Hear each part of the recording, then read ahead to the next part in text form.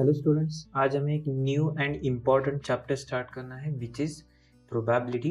Probability of 10th standard में भी पढ़ चुके हो, 11th स्टैंडर्ड में भी है और 12th स्टैंडर्ड में भी हमें प्रोबेबिलिटी पढ़ने को मिलेगा। 12th स्टैंडर्ड में सबसे ज़्यादा वेटेज कैरी करने वाला ये चैप्टर रहेगा प्रोबेबिलिटी। तो 11th में उसका बेसिक कवर किया है और 11th में जो हम बेसिक स्टडी करेंगे इसी की एडवांस लेवल हमें 12th को पढ़ने को मिलेगी। ठीक है, तो 12th के पॉइंट ऑफ व्यू से अगर हम सोचते हैं तो प्रोबेबिलिटी हमारे लिए काफ़ी इम्पॉर्टेंट चैप्टर है। चलो फर्स्ट ऑफ ऑल थोड़ा रिवीजन कर लेते हैं कि प्रोबेबिलिटी क्या होता है, अब तक हमने क्या पढ़ा है। The dictionary meaning of probability is chance. Probability word का डिक्शनरी मीनिंग क्या होता है? चांस होता है। The word such as chance, probably, likely, possibly are used in our life. हम हमारी डेली लाइफ में चांस, प्रोबेबली, लाइकली, पॉसिबली ऐसे वर्ड यूज़ करते हैं। हाँ, हमारी मदर टंग इंग्लिश नहीं है तो शायद हम ये इंग्लिश वर्ड का यूज़ कम करते हैं। कुछ कुछ वर्ड्स लेकिन नॉर्मल हिंदी या मराठी में भी यूज़ किया जाता है, जैसे चांस, ओके, या फिर पॉसिबली वर्ड भी कई बार यूज़ किया जाता है, या फिर different with local meaning. Local word का जो भी मीनिंग रहेगा वो सिमिलर वर्ड्स हम यूज़ करते हैं। अभी फॉर एग्जाम्पल अगर मान लो इंडिया की मैच है, for example India versus Australia, तो हम ऐसा सुनते कि क्या चांसेस है कि इंडिया जीतेगी या फिर क्या चांसेस है कि इंडिया मैच हार जाएगी, ओके। या फिर रेनी सीजन का एग्जांपल ले लो। रेन के केस में भी ऐसे पूछा जाता है, बात की जाती है कि what are the chances of raining today, what are the chances of not raining. Rain के क्या चांसेस है, रेन ना होने की क्या चांसेस है, ओके। तो हम हमारी डेली लाइफ में चांस, पॉसिबली, लाइकली, प्रोबेबली ये वर्ड यूज़ करते हैं। ज़रूरी नहीं कि इंग्लिश में किए जाने चाहिए, इक्विवेलेंट वर्ड हम मराठी या हिंदी में भी यूज़ करते हैं, जो भी आपकी मदर टंग है उसमें। टेक्स्ट बुक में भी कुछ एग्जांपल्स दिए हैं, जैसा it is likely to rain today, our school hockey team has a good chance to win inter college tournament, the chance that a new born child is girl is 50%. In each of the above statement, there is a different degree of certainty. Different degree of certainty. The probability measures the degree of certainty of an event. अब ये जो हर एक statement है ना, इसमें certainty की chances, degree जो है, लेवल जो है वो अलग अलग है, और ये जो डिग्री ऑफ सर्टेनिटी होती है इसी को मेजर करने का काम प्रोबेबिलिटी करता है। In previous standard, we have defined probability as the ratio of number of favorable outcomes to total number of all possible outcomes. Previous standard में आपने definition क्या पढ़ा है probability का? Ratio of number of favorable outcomes to the total number of all possible outcomes. ठीक है, अब ratio of number of favorable outcomes to the total number of all possible outcomes, इसका मतलब प्रोबेबिलिटी की ये तो डेफिनेशन हो गई। अगर आपको पूछा जाए प्रोबेबिलिटी ऑफ ए क्या है, तो हम कहेंगे N of A divided by N of S. A को हम कह सकते हैं फेवरेबल आउटकम। जो भी आपको पूछा जाए वो आपके लिए क्या होता है? फेवरेबल आउटकम होता है। अब जैसे कि what is the probability of India's winning the match, अब हमारे लिए फेवरेबल आउटकम क्या रहेगा? इंडिया विंस द मैच, ये फेवरेबल रहेगा। तो फेवरेबल आउटकम्स जो है उसे डिवाइड करना नंबर ऑफ टोटल आउटकम से, ये हमारे लिए प्रोबेबिलिटी होता है, ओके। और यही हमारा फॉर्मूला भी था, ठीक है। चलो कुछ टर्म्स भी हम रिवाइज कर लेते हैं, जैसे कि रैंडम एक्सपेरिमेंट। देखो रैंडम एक्सपेरिमेंट, अभी एक्सपेरिमेंट क्या होता है? एक्सपेरिमेंट मतलब कोई एक्टिविटी, एक्शन जिसके मल्टीपल पॉसिबल रिजल्ट्स हो सकते हैं, ओके। ऐसी कोई एक्शन, एक्टिविटी जिसमें अलग अलग पॉसिबल रिजल्ट्स हो सकते हैं, ओके। अभी जैसे कि कॉइन टॉस करना, अगर हमने कॉइन टॉस किया या तो हमें हेड मिलेगा या फिर टेल मिलेगा, ठीक है, हेड और टेल। तो कॉइन टॉस ये क्या हो गया? एक्सपेरिमेंट हो गया। अब कॉइन टॉस करने के बाद हेड या फिर टेल दोनों में से कुछ भी आ सकता है। देखो अभी रैंडम एक्सपेरिमेंट किसे कहा जाता है? A random experiment is an action in which all the possible results are known in advance. Possible result हमें पता होते हैं कि क्या हो सकता है, and are equally likely. The exact result is unpredictable, that is not known in advance. Means अगर हम कॉइन टॉस करते हैं तो इसमें आउटकम क्या होगा, या तो हेड होगा या फिर टेल होगा. तो आउटकम, पॉसिबल आउटकम हमें पता है, लेकिन हम गारंटी के साथ नहीं कह सकते कि कॉइन टॉस किया तो हेड ही आएगा या फिर सिर्फ टेल ही आने वाला है. या फिर आप डाइस को थ्रो कर सकते हो, डाई थ्रो करना. ओके, अगर हमने डाई थ्रो किया तो क्या क्या पॉसिबल आउटकम है. डाई थ्रो करने पर हमें मिल सकता है 1 2 3 4 5 6. तो हम ये पॉसिबल आउटकम्स बता रहे हैं, लेकिन जब भी हम डाई थ्रो करते हैं तो आफ्टरवर्ड हमें सिर्फ 1 ही मिलेगा या फिर 2 ही मिलेगा, इसकी कोई गारंटी हम नहीं ले सकते. ये पॉसिबल नंबर्स में से कोई भी एक नंबर हमें मिल सकता है, तो इसे भी हम क्या कहेंगे, रैंडम एक्सपेरिमेंट. तो रैंडम एक्सपेरिमेंट्स के पॉसिबल रिजल्ट हमें पता होते हैं और इक्वली लाइकली होते हैं, मतलब मिलने के चांसेस भी इक्वल होते हैं. जैसा हेड और टेल की पॉसिबिलिटी अगर हमें पूछी जाए तो हम कह सकते हैं 50-50%. ओके, डाइस थ्रो करने पर एवरी नंबर की पॉसिबिलिटी, प्रोबेबिलिटी होती है 1/6, equally likely. But exact result जो है ना, उसे हम प्रेडिक्ट नहीं कर सकते. ओके, चलो कार्ड्स का भी एक एग्जांपल लिया जा सकता है. टोटल 52 कार्ड्स में से अगर हमने एक कार्ड ड्रॉ किया तो हमें 52 कार्ड्स कौन से हैं ये पूरा पता होता है. ओके, कौन सा कार्ड आ सकता है ये हम प्रोबेबिलिटी के टर्म्स में बता सकते हैं, लेकिन एग्जैक्ट आउटकम क्या रहेगा ये हम बता नहीं सकते. ओके, चलिए ये तो हो गया रैंडम एक्सपेरिमेंट. सेकेंड है आउटकम मतलब रिजल्ट. जैसे डाइस को थ्रो करना, डाई इज थ्रोन. अगर हमने डाई थ्रो किया तो हमें क्या मिल सकता है, 1 2 3 4 5 6, इसमें से कोई भी नंबर आ सकता है. तो इससे हम क्या कहेंगे, आउटकम, दैट इज रिजल्ट. क्या रिजल्ट है. अगर हम कॉइन टॉस करते तो हेड या फिर टेल मिलेगा, ये भी क्या हो गया, आउटकम हो गया. Next number 3, equally likely outcomes. Equally likely मतलब क्या, जो आउटकम्स इक्वली लाइकली हो सकते हैं. दैट इज जरूरी नहीं कि एक आउटकम दूसरे आउटकम से ज़्यादा प्रोबेबल हो. फॉर एग्जाम्पल हम कॉइन टॉस करते हैं तो कॉइन टॉस में हेड और टेल की प्रोबेबिलिटी इक्वली लाइकली होती है, दैट इज 50-50%. ओके, अब ऐसा तो कोई हमारे पास एविडेंस नहीं है कि हेड आने की प्रोबेबिलिटी 75% है या फिर टेल आने की प्रोबेबिलिटी 25% होती है, ऐसा कुछ नहीं. हेड और टेल दोनों की प्रोबेबिलिटी क्या होती है, इक्वल होती है, दैट इज 50-50%. सेम डाइस अगर हमने थ्रो किया तो टोटल 6 आउटकम पॉसिबल है, एंड एवरी नंबर के लिए प्रोबेबिलिटी क्या रहेगी, 1/6. 1 2 3 4 5 6, ये हो गया इक्वली लाइकली आउटकम्स. ठीक है, एग्जाम्पल अनबाइस्ड कॉइन का दिया है. Then if a baby is born it is equally likely that it is boy और it is girl. Next number 4, sample space. Now sample space means all number of outcomes, जो all possible outcomes होते हैं उसका जो set है उसे हम sample space कह सकते हैं. ओके, चलो sample space, the set of all possible outcomes of a random experiment is called the sample space. It is denoted by S, और ये जो सिंबल इसे ओमेगा कहा जाता है. इस सिंबल को हम कहते हैं ओमेगा, ये ग्रीक लेटर है, इसे ओमेगा कहा जाता है ग्रीक में. वैसे तो हम इसका यूज जनरली नहीं करते, एस से हमारा काम चल जाएगा. ओके, कुछ एग्जाम्पल्स आपको नोट डाउन कर लेना है. ओके, कुछ एग्जाम्पल्स सैम्पल स्पेस के लिए. ओके, फॉर एग्जाम्पल चलो हम लिखते हैं right sample space for following random experiment. चलो मेरे साथ साथ आपने भी लिखना है, right sample space for following random experiment. ठीक है, इसमें से हम फर्स्ट कंसिडर करते हैं, ए कॉइन इज टॉस्ड.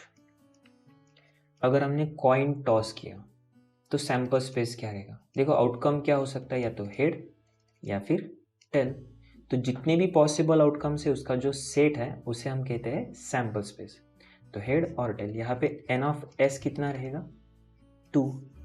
नेक्स्ट, अगर आपको सैंपल स्पेस फाइंड आउट करना है when coin is tossed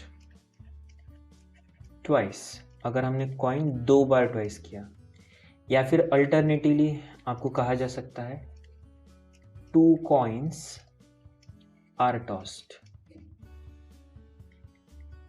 2 coins are tossed, coin is toss twice, एक कॉइन है 2 बार टॉस किया, या फिर 2 कॉइन हमने टॉस किए एक साथ। अच्छा, इसके लिए सैंपल स्पेस क्या हो सकता है?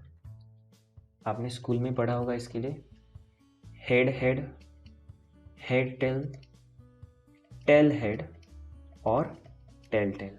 ओके, यहाँ पर एन ऑफ एस कितना है? 4।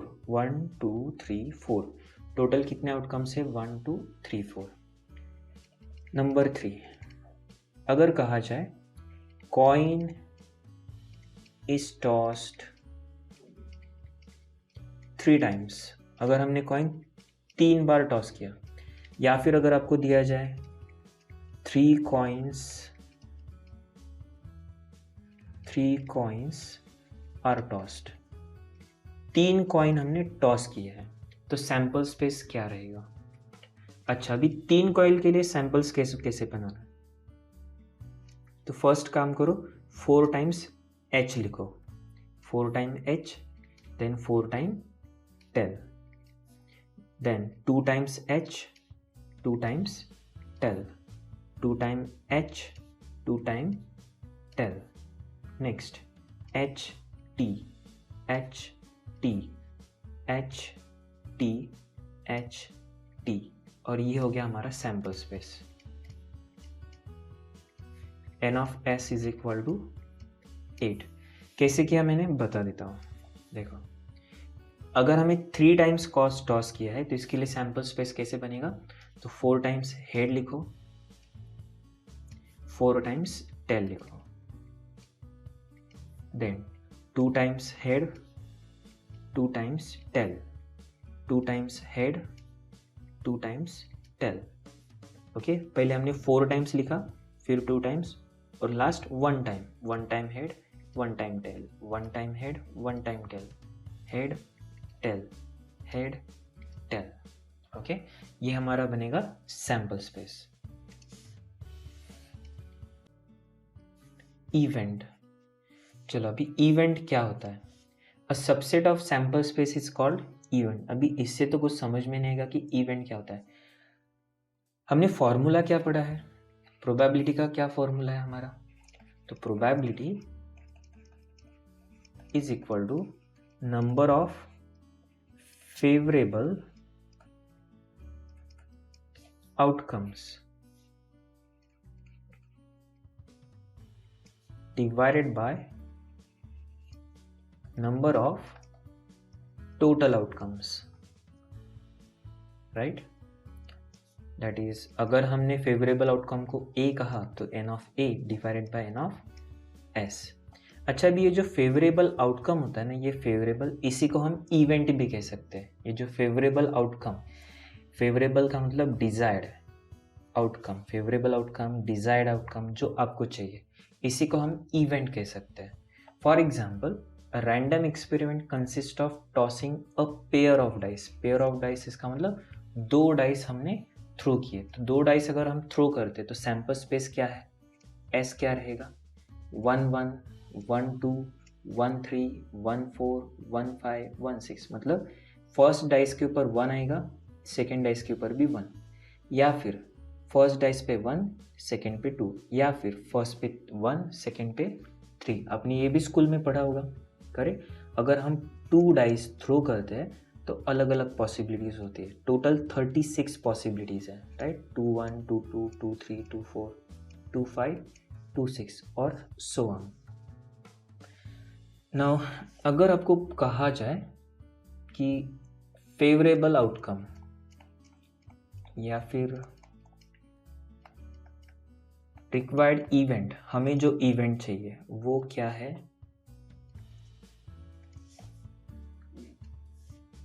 तो गेटिंग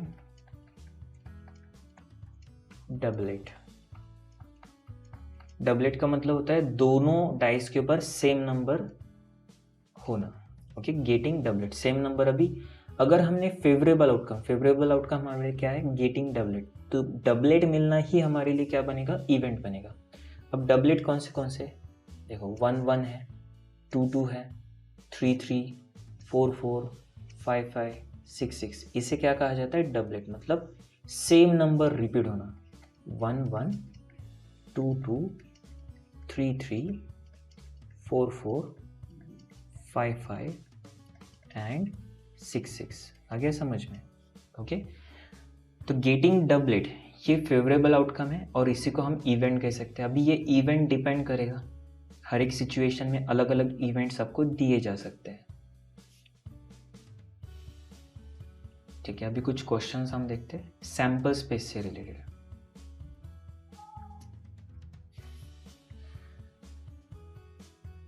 देखो, एक सॉल्व एग्जांपल नंबर 1, ये है पेज नंबर 99 के ऊपर। देखो, solve example number 1, right the sample space of the experiment, coin and a die are thrown simultaneously. एक साथ हमने कॉइन और डाई थ्रो किया है। ओके, लूडो या सब्सिडी में हम क्या यूज़ करते हैं, डाइस को यूज़ करते हैं। तो अभी अगर हम कॉइन थ्रो करते हैं, देखो अगर हमने सिर्फ कॉइन थ्रो किया होता तो हमें क्या मिलेगा, या तो हेड मिलेगा या फिर टेल मिलेगा। अगर हम सिर्फ डाई थ्रो करते हैं तो क्या क्या नंबर मिल सकते हैं, 1 2 3 4 5 6, राइट। यहाँ पर क्या हुआ है, coin and die thrown simultaneously, एक साथ थ्रो किया है। तो यहाँ पर हमारा सैंपल स्पेस कैसे रहेगा, तो sample space is equal to, that is S is equal to, देखो सैंपल स्पेस क्या होगा, हमने कॉइन टॉस किया, कॉइन के ऊपर मान लो हमें हेड मिला और डाई के ऊपर 1 मिल गया, या फिर हो सकता है कॉइन में हेड मिला और डाई पर 2, head and on die number है हमारे लिए 3, हेड 4, हेड 5, हेड 6। ये अलग अलग पॉसिबिलिटी है, मतलब कॉइन टॉस किया, हेड आ गया और हेड के साथ साथ हमें क्या मिला है, 1 2 या फिर 3 4 5 6 हो सकता है। अगर हमें कॉइन टॉस करने पर टी मिल रहा है तो पॉसिबिलिटी कि डाइस के ऊपर 1 मिले या फिर 2 या फिर 3 4 5 एंड 6, ये मल्टीपल पॉसिबिलिटीज हमारे सामने है। ओके, चलो write down this answer.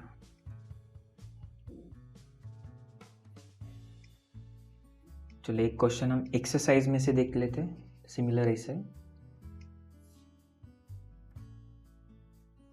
First, state the sample space and n of s for the following random experiment. Sample space और n of s पूछा है। First, a coin is tossed twice. Coin हमने 2 बार toss किया। If a second throw result in a tail, अगर second throw result in tail, a die is thrown. अगर हमने second coin toss किया और हमें टेल मिला तो डाई भी थ्रो किया जाएगा। तो यहाँ पर क्या हो रहा है, कॉइन 2 बार टॉस किया जा रहा है और अगर सेकेंड कॉइन जो हमने टॉस किया उसमें टेल आता है तो आफ्टरवर्ड हम डाइस भी थ्रो करेंगे। ठीक है, तो देखो first of all 2 coin toss करने के लिए सैंपल स्पेस क्या होता है, 2 कॉइन्स टॉस्ड। अगर हमने सिर्फ 2 कॉइन्स टॉस किए होते तो हमारे लिए सैंपल स्पेस क्या हो सकता है, head head, head tail, tail head and tail tail. और डाई थ्रो करने का क्या रहेगा, सिंगल डाई अगर हमने थ्रो किया, अगर हम सिंगल डाई थ्रो करते तो सैंपल स्पेस क्या हो सकता है, या तो 1 2 3 4 5 6। डाई थ्रो करने पर हमें 1 मिल सकता है, 2 मिल सकता है, 3 4 5 6, 6 में से कुछ भी आ सकता है। अब सैंपल स्पेस कैसे चाहिए, तो coin is toss twice, coin हमने 2 बार टॉस किया है।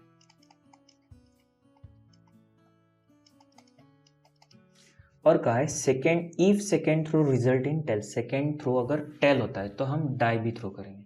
तो अब इसके लिए सैम्पल स्पेस, चलो ठीक है।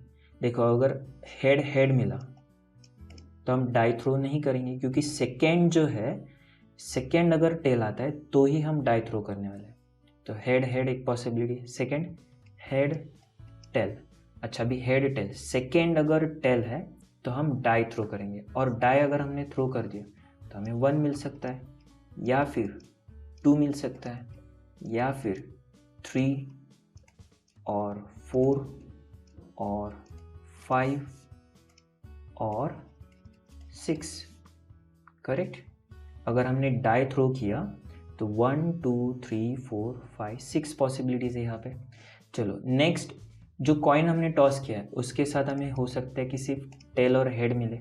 अब सेकेंड में अगर हेड आ गया तो हम डाई थ्रो नहीं करने वाले। नेक्स्ट पॉसिबिलिटी है टेल टेल की, देखो टेल एंड टेल। अब सेकेंड हमें स्पेसिफिकली कहा कि सेकेंड थ्रो में अगर टेल मिला तो हम डाई थ्रो करने वाले। तो सेकेंड कॉइन में टेल मिला और हमने डाई थ्रो किया, हो सकता है 1 मिले, या फिर हो सकता है 2 मिले, 3 4 5 एंड 6। एन ऑफ एस कितना रहेगा यहाँ पर, 1 2 3 4 5 6 7 8 9 10 11 12 13 14। एन ऑफ एस हो गया 14। नेक्स्ट सेकेंड बिट इसमें कहा है A coin is tossed twice, if second throw result in head a die is thrown, otherwise coin is tossed. देखो कॉइन हमने 2 बार टॉस किया, अगर सेकेंड थ्रो हेड है तो हम डाई थ्रो करेंगे, अदरवाइज कॉइन इज टॉस। ठीक है, इसका मतलब समझ लो, सेकेंड थ्रो में अगर हेड है तो डाई, अदरवाइज मतलब क्या रहेगा, टेल आएगा, और अगर टेल आ गया तो हम क्या करेंगे, फिर से कॉइन टॉस करेंगे। ओके, सिचुएशन समझ में आ गई। सेकेंड थ्रो अगर हेड है तो हम डाई थ्रो करने वाले हैं, अदरवाइज का मतलब टेल मिला तो हम कॉइन टॉस करेंगे। ओके चलो ठीक है, ये हमारा फर्स्ट बीट था, और अब second bit, sample space which is S. ठीक है, अब हमारे लिए सैम्पल स्पेस क्या हो सकता है, कॉइन हमने 2 बार टॉस किया, तो फर्स्ट पॉसिबिलिटी की हेड और हेड मिलेगा। अब सेकेंड अगर हेड मिला, second throw result in head, die is thrown, तो हम डाई थ्रो करने वाले। ठीक है, तो क्या आएगा अभी, हेड 1,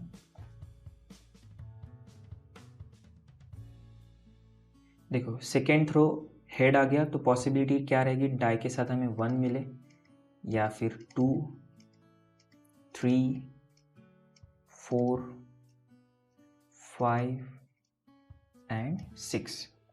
सेकेंड थ्रो हमारा हेड आ गया, इस वजह से हमने डाई थ्रो किया, और डाई थ्रो किया तो हमें 1 2 3 4 5 6 मिल सकते हैं। तो टोटल यहाँ पर 6 पॉसिबिलिटीज बनी। नेक्स्ट, अदरवाइज कॉइन टॉस, मतलब टेल मिला तो हम कॉइन टॉस करेंगे। अभी सेकेंड क्या मिल सकता है, हेड टेल। अब सेकेंड टेल आ गया तो आफ्टरवर्ड हमारी नेक्स्ट एक्टिविटी क्या रहेगी, कॉइन टॉस करना। अब अगर हमने कॉइन टॉस किया तो फिर से हमें या तो हेड मिलेगा या फिर टेल मिलेगा, तो HTH या फिर HTT। नेक्स्ट तीसरा TH, सेकेंड टाइम हमें हेड मिला है, सेकेंड कॉइन में हेड मिला है, कॉइन में हेड मिला तो हम डाई थ्रो करेंगे, तो डाई के साथ हमें 1 मिल सकता है, 2 3 4 5 6। ओके, और लास्ट क्या है, 2 कॉइन के साथ हमें टेल मिल गया, TT। अब सेकेंड अगर टेल है तो हमें कॉइन टॉस करना है, सेकेंड टेल आ गया तो हम एक बार फिर से कॉइन टॉस करेंगे, फिर से कॉइन टॉस किया तो हो सकता है हेड मिले या फिर हो सकता है टेल मिल जाए। तो यहाँ पर एन ऑफ एस आपके लिए रहेगा 1 2 3 4 5 6 7 8 9 10 11 12 13 14 15 16। ये हमारा एन ऑफ एस हो गया। Write down this answer. चलिए आंसर लिखो।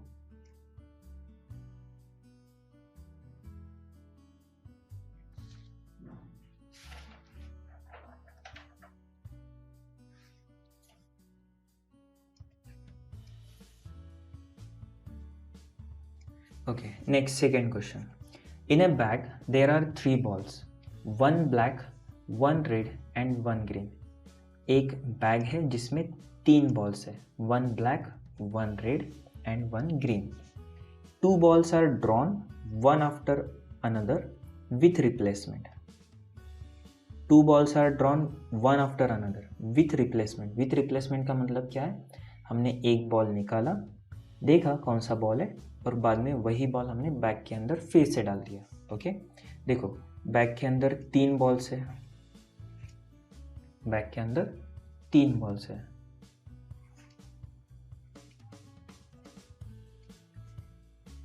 ब्लैक, रेड और green.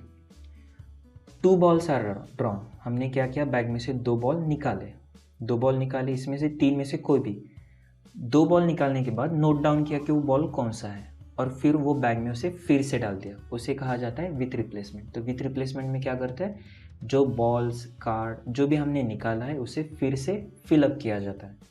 State sample space and N of S. तो सैम्पल स्पेस हमें चाहिए, ठीक है। तो 2 बॉल्स हम ड्रॉ करने वाले हैं।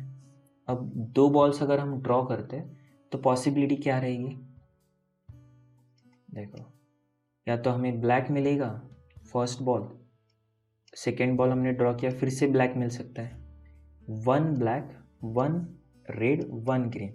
और क्या कहा, 2 balls are drawn one after another, मतलब एक के बाद एक ड्रॉ किया, एक साथ 2 नहीं निकाले, पहले एक निकाला, रिकॉर्ड किया, फिर दूसरा निकाला। ओके, तो पॉसिबिलिटीज़ क्या है, या तो ब्लैक ब्लैक हो सकता है, या फिर ब्लैक रेड हो सकता है, या फिर ब्लैक ग्रीन हो सकता है।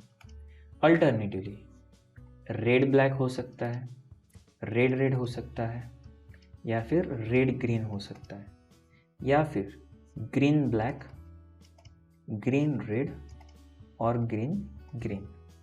तो ये हो गया हमारा sample space. N of S कितना रहेगा, 1 2 3 4 5 6 7 8 9, ये हमारा एन ऑफ एस आ गया।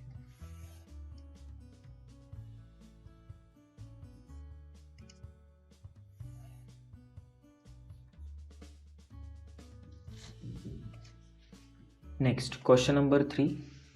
ए coin and die are tossed. Coin और डाइस हमने थ्रो किया है। State sample space of the following events. तो फॉलोइंग इवेंट के लिए हमें सैम्पल स्पेस देना है। A, getting a head and even number, ठीक है, हेड आना चाहिए और इवन नंबर आना चाहिए। ओके, सेकेंड है B, getting prime number, and C है getting a tail and perfect square. Okay,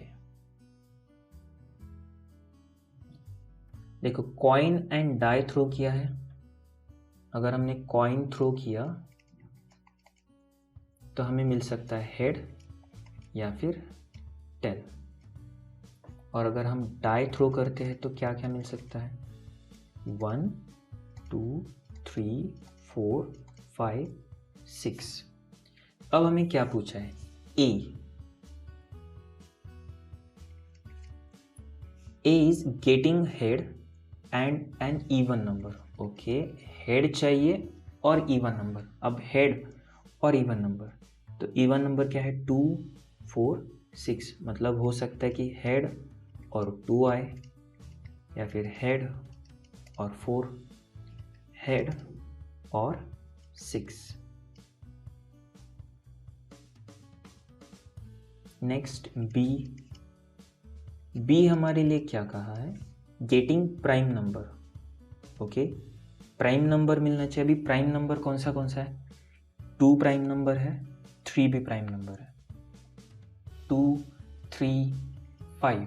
prime number क्या होता है, ऐसा नंबर कि जिसे सिर्फ उसी नंबर से डिवाइड किया जा सकते। तो इसमें प्राइम नंबर कौन सा है, 2 3 5।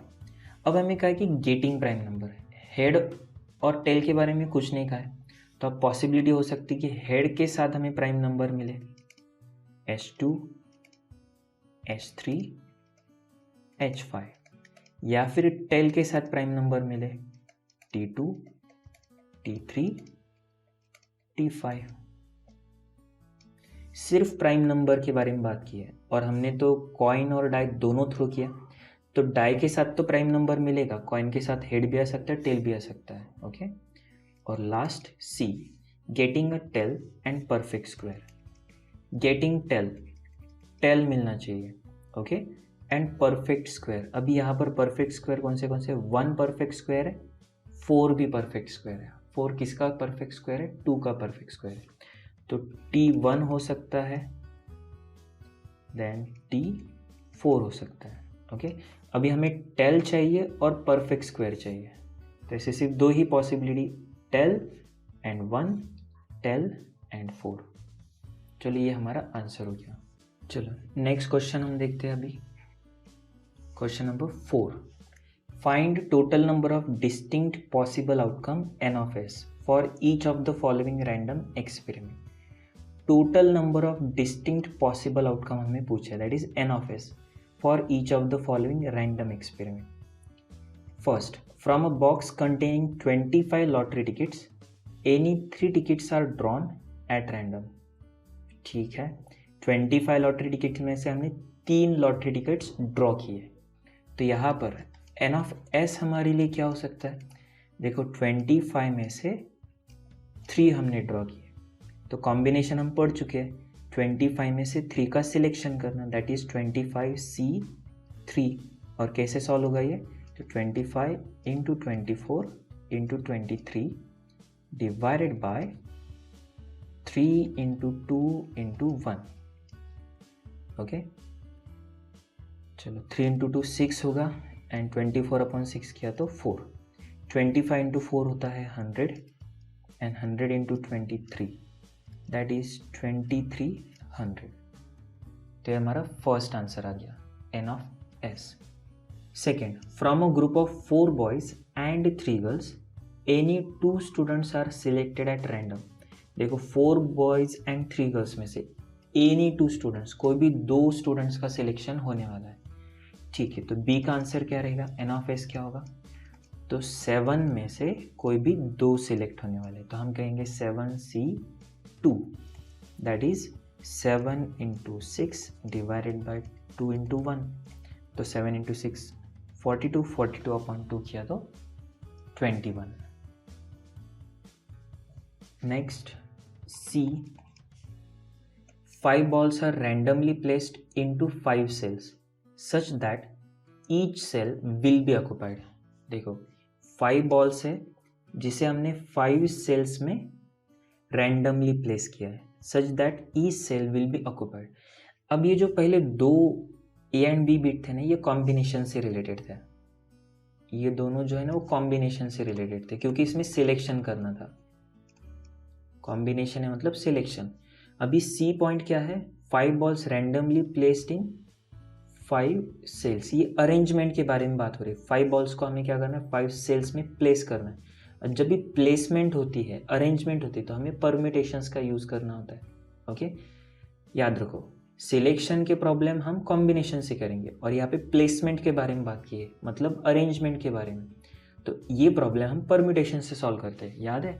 तो यहाँ पर 5 balls को हम 5 cells में प्लेस करने वाले, तो n of s क्या होना चाहिए, तो 5p5, और 5p5 कैसे सॉल्व होगा, तो 5 into 4 into 3 into 2 into 1 that is 120। Combination के केस में डिवाइड करना होता है, परम्यूटेशन में डिवीजन की ज़रूरत नहीं होती है। अल्टरनेटिवली आप फॉर्मूला भी यूज़ कर सकते हो, याद है परम्यूटेशन का formula, n factorial divided by n minus r factorial, उससे भी आंसर आएगा। Last D point, 6 students are arranged in a row for photograph. 6 students को हमने अरेंज किया है, अगेन ये परम्यूटेशन का है, प्लेसमेंट अरेंजमेंट, ये क्वेश्चन कौन से होते हैं, परम्यूटेशंस के होते हैं। तो 6 स्टूडेंट्स को हमें अरेंज करना है, तो n of s क्या होगा, 6 students in 6 places that is 6p6।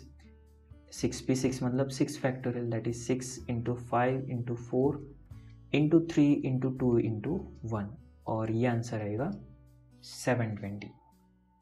ठीक है।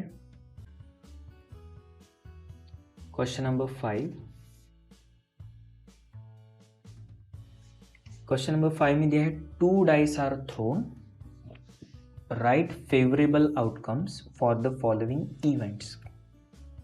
2 डाइस थ्रो किए है, फेवरेबल आउटकम्स हमें लिखना है। अच्छा, अगर 2 डाइस हम थ्रो करते हैं तो सैंपल स्पेस क्या रहेगा 2 डाइस थ्रोन के लिए? Sample space for 2 dice throne,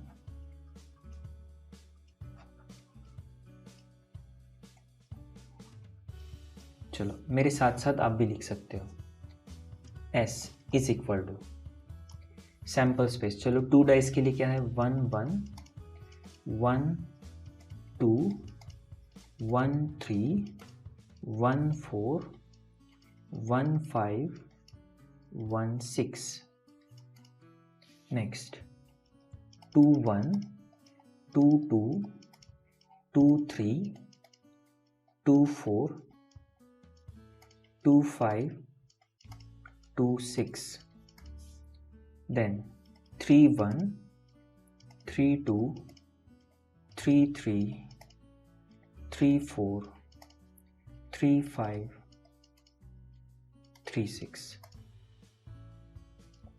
next 4 1 4 2 4 3 4 4 4 5 4 6,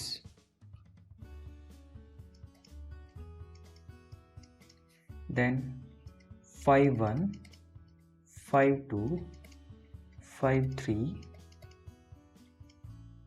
5 4 5 5 5 6 6 1 6 2 6 3 6 4 6 5 6 6,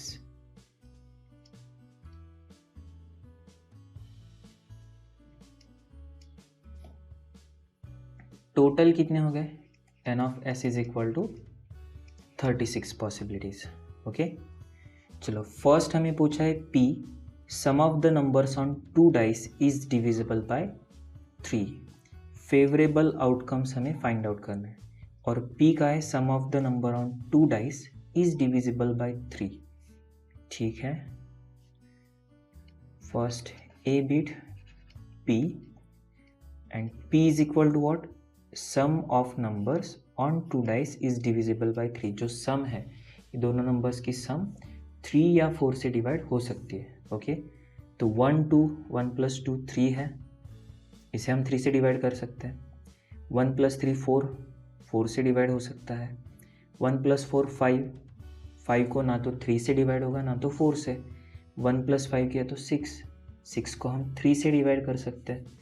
1 + 6 किया तो 7, 7 को हम 3 या 4 दोनों से डिवाइड नहीं कर सकते हैं। चलो आगे समझ में, तो क्या आएगा अभी p में? 1 2 1 3, देन 1 5 2 1, नेक्स्ट 2 2, देन 2 4 2 6, आगे 3 1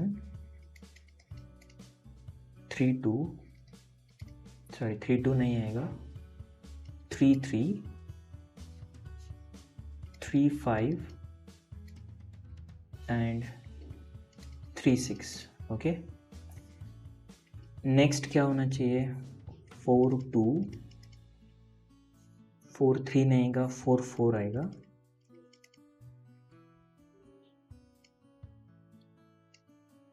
देन 4 5 भी होगा,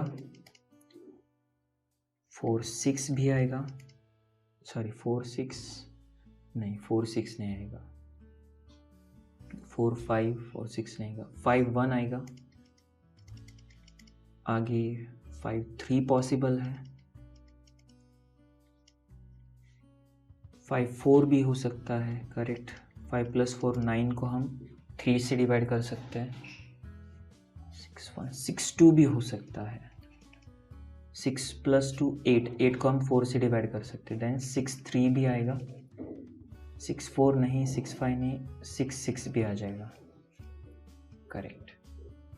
चलो, तो टोटल फेवरेबल आउटकम्स कितने यहाँ पे? 1 2 3 4 5 6 7 8 9 10 11 12 13 14 15 16 17 18 19 20 20 फेवरेबल आउटकम्स है। वैसे एन ऑफ फेवरेबल आउटकम्स हमें नहीं पूछा है, लिखने की भी ज़रूरत नहीं है।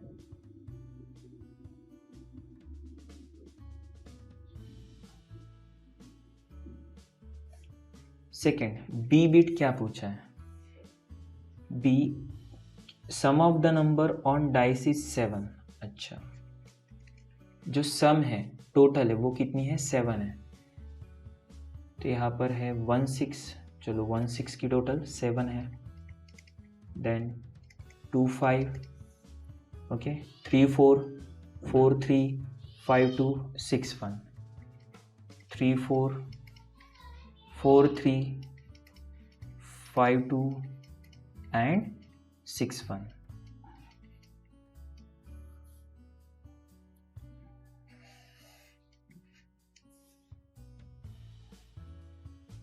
आगे हमें क्या पूछा है? C, sum of numbers on 2 dice is prime number. अच्छा, जो सम है वो प्राइम नंबर होना चाहिए, ठीक है। Sum of 2 numbers on dice is prime, जिसे आर कहा गया है, okay. C is equal to R. Sum on dice is prime. Prime number हम जिसे, ऐसा नंबर जिसे सिर्फ उसी नंबर से डिवाइड हो सकता है या फिर 1 से डिवाइड हो सकता है। अभी प्राइम नंबर्स कौन से? 2 है, 3 5 7 11, ये प्राइम नंबर्स है, ओके। चलो, अभी टोटल में देखो 2 3 5 7 11 कहाँ पर मिलते हैं? तो हमें ये मिलेगा 1 1 में, 1 2 में। 1 + 2 की टोटल 3 होती है, 1 + 1 की टोटल 2 है। Then 1 4 1 6 2 1 2 3 2 5 3 2 3 4 4 1 4 3 5 2 5 6 6 1 6 5, okay. चलो, ये हमारे लिए प्राइम नंबर से 1 1 1 2 1 4 2 1 2 3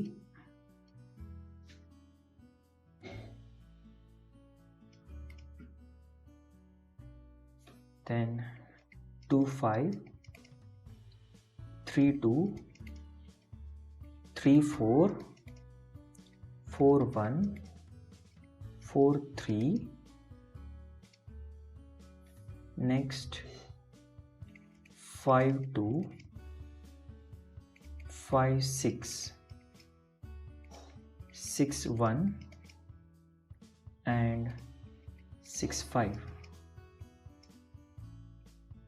ये हमारा सैंपल स्पेस हो गया, ठीक है। चलो, अगला क्वेश्चन हमें क्या पूछा है? आगे हमें पूछा है, also check whether event P and Q are mutually exclusive and exhaustive. क्या ये एक्सक्लूसिव एंड एग्जॉस्टिव है? अब एक्सक्लूसिव और एग्जॉस्टिव, एक्सक्लूसिव का मतलब P और Q में अगर कुछ भी कॉमन नहीं होता है तो हम उसे एक्सक्लूसिव कह सकते हैं। एक्सक्लूसिव इवेंट क्या होता है? देखो, एक्सक्लूसिव इवेंट P और Q को हम एक्सक्लूसिव कब कह सकते हैं? अगर P और Q के बीच में कुछ भी कॉमन नहीं है तो उसे एक्सक्लूसिव कहा जाएगा। देखो, क्या ये P और Q में कुछ कॉमन दिखाई दे रहा है? देखो, यहाँ पे 1 6 है, क्या यहाँ पे 1 6 है? नहीं। 2 5 3 4 नहीं। तो हम D, हमारा जो अगला आंसर है एक्सक्लूसिव के लिए, हम कह सकते हैं as P intersection Q। Common के लिए हम इंडिकेट क्या करते हैं? इंटरसेक्शन यूज करते हैं। सेट थ्योरी में हमने पढ़ा है P intersection Q is empty set, मतलब ये दोनों में कुछ भी कॉमन नहीं है, इस वजह से ये एक्सक्लूसिव है। P and Q are exclusive, P and Q exclusive है। अच्छा, हमें एग्जॉस्टिव के बारे में भी पूछा है, क्या ये दोनों इवेंट्स एग्जॉस्टिव है? एग्जॉस्टिव का मतलब समझ लो, एग्जॉस्टिव मतलब अगर हम P और Q दोनों का यूनियन करते हैं, अगर हमने P यूनियन Q किया तो ये दोनों का यूनियन सैंपल स्पेस होना चाहिए, ये दोनों का यूनियन सैंपल स्पेस होना चाहिए। तो क्या ऐसे हो सकता है? देखो भला, नहीं, पॉसिबल नहीं है, क्योंकि P के अंदर टोटल 20 एलिमेंट्स है और Q के अंदर 1 2 3 4 5 6, तो 20 + 6 26 एलिमेंट, और सैंपल स्पेस में तो 36 एलिमेंट है। इसका मतलब P और Q को अगर हमने कंबाइन कर लिया तो हमें सैंपल स्पेस नहीं मिल रहा है। इस वजह से हम कहेंगे P एंड Q, यहाँ पे हमने नल सेट लिखा, ये Q नहीं है, फाई, याद है कि नहीं? सर्कल और फिर ये slash, okay. Now P union Q is not sample space, P and Q are not exhaustive. Exhaustive के लिए मैं अभी थोड़ा सा और डिटेल एक्सप्लेनेशन आपको दे दूंगा, अभी बस इतना समझ लो, ये वाला एग्जांपल आपको अंडरस्टैंड करना है कि P इंटरसेक्शन Q अगर एम्प्टी सेट है, मतलब ये दोनों में कुछ भी कॉमन नहीं है, तो हम इसे एक्सक्लूसिव कहेंगे, और ये दोनों का यूनियन अगर सैंपल स्पेस होता है तो एग्जॉस्टिव है, सैंपल स्पेस नहीं है तो ये नॉट एग्जॉस्टिव है। नेक्स्ट हमें क्या कहा है? सेम Q और R के बारे में, events Q and R mutually exclusive and exhaustive. देखो, ये तो हमारा फर्स्ट बीट हो गया P एंड R के लिए, P एंड Q के लिए। अभी सेकेंड Q एंड R। अच्छा, अभी Q एंड R के बीच में कुछ कॉमन है क्या? Q एंड R के बीच में क्या कॉमन दिख रहा है? यस, मुझे लगता है कुछ कॉमन रहेगा इसमें।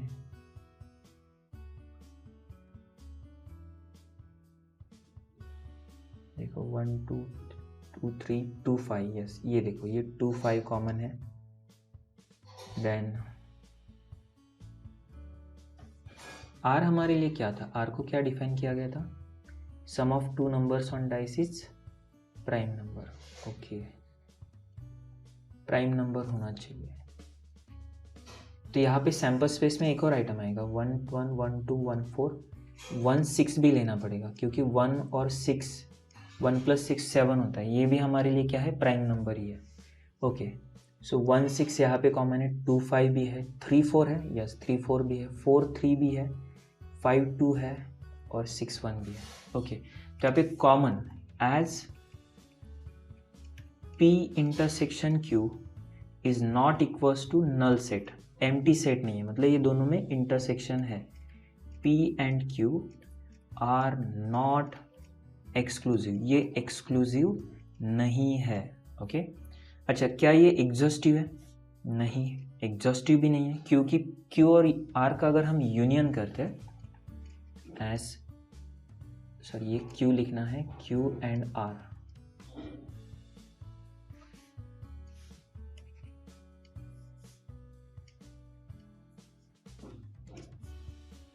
Q and R not exhaustive. Next, Q union R is not equals to sample space, and hence Q and R are not exhaustive. तो एग्जॉस्टिव और एक्सक्लूसिव, एग्जॉस्टिव के लिए और एक्सक्लूसिव के लिए एक एग्जांपल देता हूँ। अगर हम कॉइन टॉस करते हैं तो कॉइन टॉस में या तो हमें टेल मिलेगा या फिर हेड मिलेगा। अब दोनों एक साथ तो नहीं आ सकते, मतलब एक ही कॉइन में आपको टेल भी मिलना चाहिए और एक ही कॉइन में आपको हेड मिलना चाहिए, ये तो पॉसिबल नहीं है, राइट। इस केस में हम क्या कह सकते हैं कि टी और एच दोनों कैसे एक्सक्लूसिव है। अच्छा, क्या ये दोनों एग्जॉस्टिव है? हाँ, ये दोनों एग्जॉस्टिव है। एग्जॉस्टिव की एक और डेफिनेशन हमें याद रखना है, या तो सैंपल स्पेस होना चाहिए यूनियन करके देखो, या फिर जो प्रोबेबिलिटीज़ है उसकी टोटल 1 होती है। अभी टेल की प्रोबेबिलिटी 50% और हेड की प्रोबेबिलिटी 50% है, दैट इज 100%। इस केस में भी हम इसे एग्जॉस्टिव इवेंट कह सकते हैं। चलो एक बार एग्जॉस्टिव का पार्ट हम डिटेल देख लेते हैं, एग्जॉस्टिव इवेंट्स क्या होते हैं डिटेल समझ लेते हैं। यहाँ पे देखो, B exhaustive events. Two events A and B defined on the sample space S are said to be exhaustive events if A union B is equal to S. ये दोनों को exhaustive कब कहना है? अगर A union B S होता है तो. Let event A die shows a number less than or equal to 4 which is given as 1 2 3 4. A है 1 2 3 4 और B हमें दिया है 2 3 4 5 6. अब अगर हम A यूनियन B करते हैं, दोनों का यूनियन, तो हमें क्या मिलेगा 1 2 3 4 5 6 which is equal to sample space.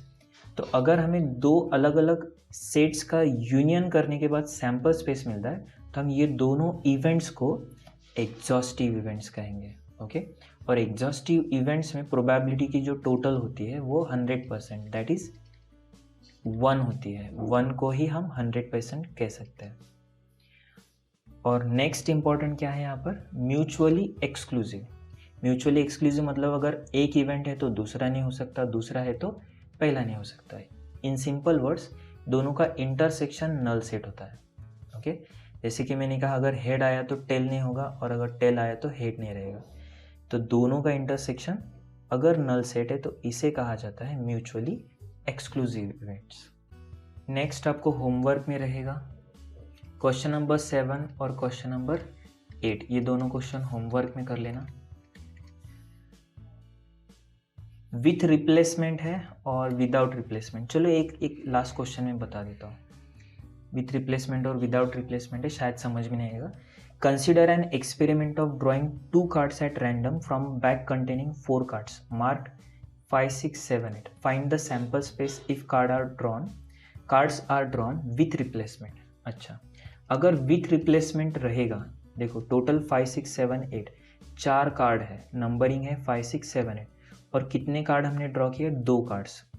With replacement अगर होता है, विथ रिप्लेसमेंट मतलब हमने कार्ड निकाला, नंबर चेक किया और फिर से वो नंबर अंदर डाल दिया. तो विथ रिप्लेसमेंट के केस में सैंपल स्पेस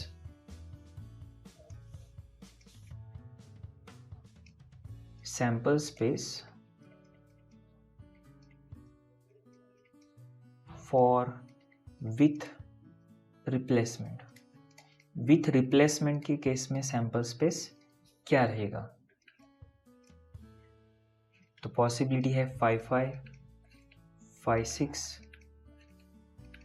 5 7 5 8 ये हो सकता है, या फिर 6 6 6 5 6 7 और 6 8 हो सकता है, या फिर 7 5 7 6 7 7 7 8 मिल सकता है, या फिर लास्ट 8 5 8 6 8 7 और 8 8 ये भी हो सकता है. ये हो गया विथ रिप्लेसमेंट. और अगर विदाउट रिप्लेसमेंट के बारे में बात करते हैं तो विदाउट रिप्लेसमेंट में एक नंबर जो एक बार आ गया वो फिर से नहीं मिलेगा हमें. ओके रिप्लेसमेंट में क्या होता है, वो नंबर फिर से आ सकता है. विदाउट रिप्लेसमेंट में नंबर रिपीट नहीं होगा. तो सैंपल स्पेस 5 6 5 7 5 8 या फिर 6 5